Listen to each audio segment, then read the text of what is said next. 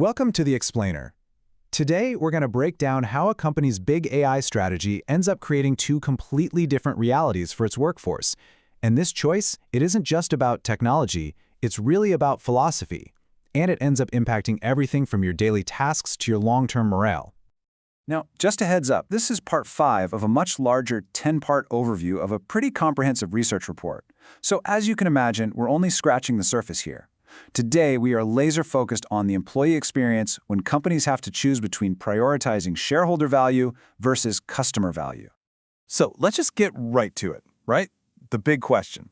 When you hear that your company is adopting AI, what does that actually mean for you, for your job, for your future?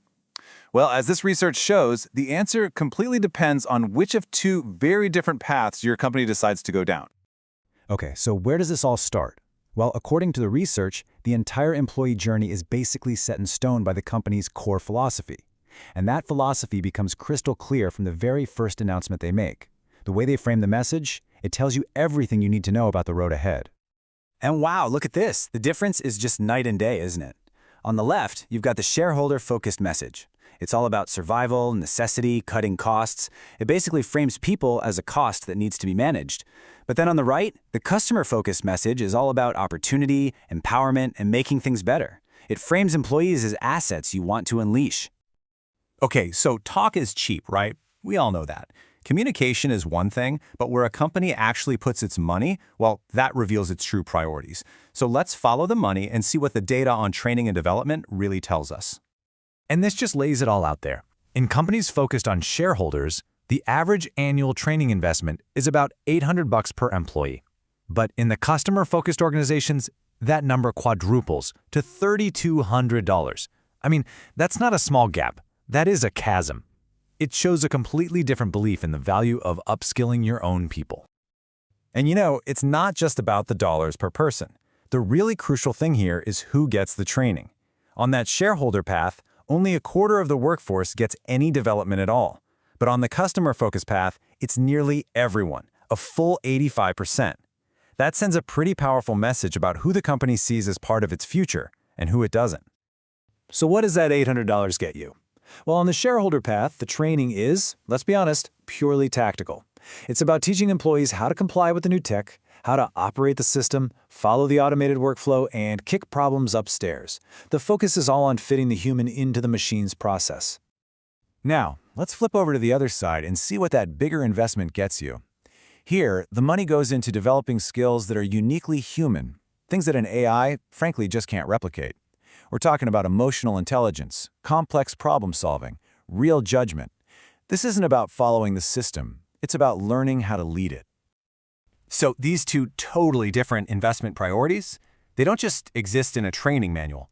They lead to a complete redesign of what employees are actually doing, day in and day out. The very nature of the work itself gets transformed. And this table just sums it up perfectly. The shareholder path sees AI as a replacement for people. The goal is to automate entire processes and give employees as little autonomy as possible. Follow the system. But the customer-focused path, it's a totally different mindset. AI is seen as an enhancement. It handles the boring stuff, but it keeps a human in the loop, empowered to make the final call when judgment is needed. So imagine living in one of these two realities for months or even years, being either a cog in the machine or an empowered expert. You can probably guess what happens next, right? Over time, these daily experiences lead to dramatically different places when it comes to employee morale and engagement. And here it is. This is really the punchline of the whole story. The data shows that after just 4 years, employee engagement on the shareholder path, it just tanks. It craters down to a score of 45 out of 100. Meanwhile, on the customer-focused path, it skyrockets to 81. That is a staggering difference that says everything about the human impact of these strategies. So, why does this happen? Well, it really drills down to something called the psychological contract. Think of it as the unwritten deal between you and your employer. In that shareholder model, the deal becomes purely transactional. You do this task, we give you this paycheck, period. But in the customer-focused model, it's a relationship. It's about mutual investment. We invest in your growth, and you invest your talent back into our customers. And that's the key takeaway here, right? These aren't just abstract scores on a chart. They represent two completely different work lives. One path leads to constant job insecurity, more stress, and just feeling disposable. The other? It leads to feeling valued, gaining new skills, and being empowered to actually make a difference.